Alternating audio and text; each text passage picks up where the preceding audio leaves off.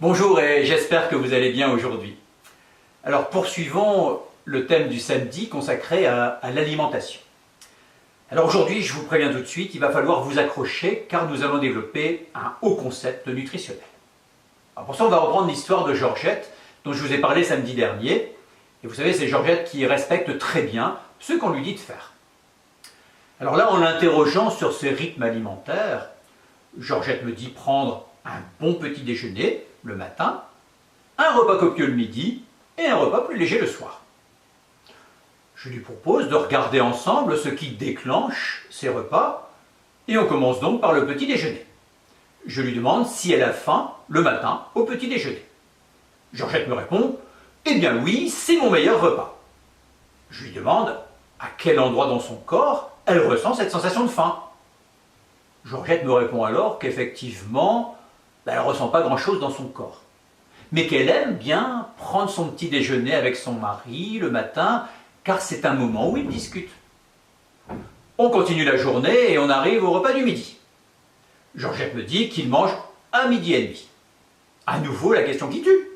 Mais avez-vous faim à cette heure-là? Georgette de répondre, effectivement non, on mange parce que c'est l'heure. On poursuit dans l'après-midi.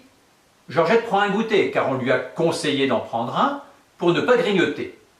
Mais à nouveau, elle n'a pas faim. Le soir, on retrouve le dîner à 19h30, toujours par habitude.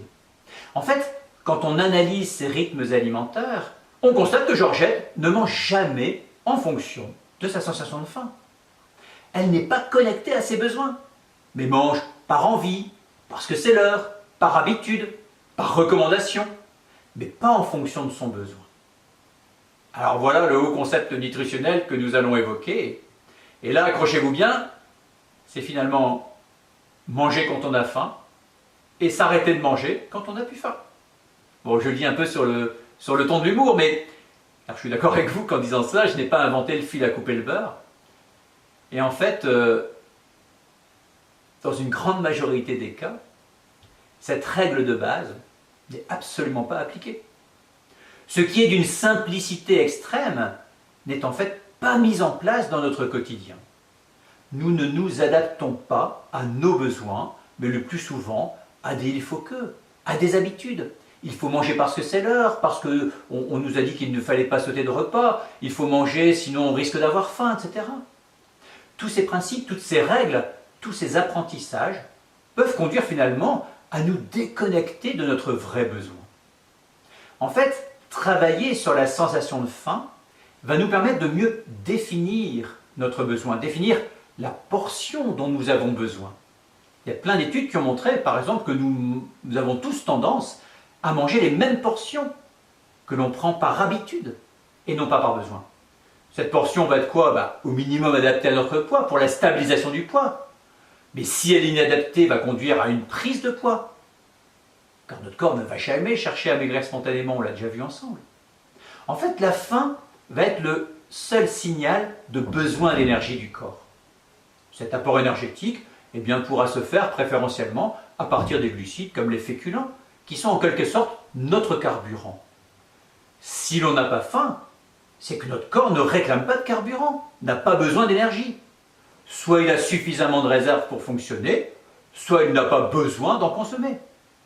Ainsi, attendre d'avoir faim pour manger est un bon moyen de s'adapter aux besoins du corps. Mais c'est aussi lutter contre ce que l'on appelle la peur d'avoir faim, qui conduit à ce qu'on appelle manger par anticipation, manger de peur d'avoir faim. La sensation de faim ne pose aucun problème, il n'y a aucun risque. Combien de fois vous pouvez avoir faim, mais vous patientez parce que vous êtes occupé? Combien de fois, à l'inverse, vous avez l'impression de ne pas supporter la sensation de faim parce que vous vous ennuyez, par exemple?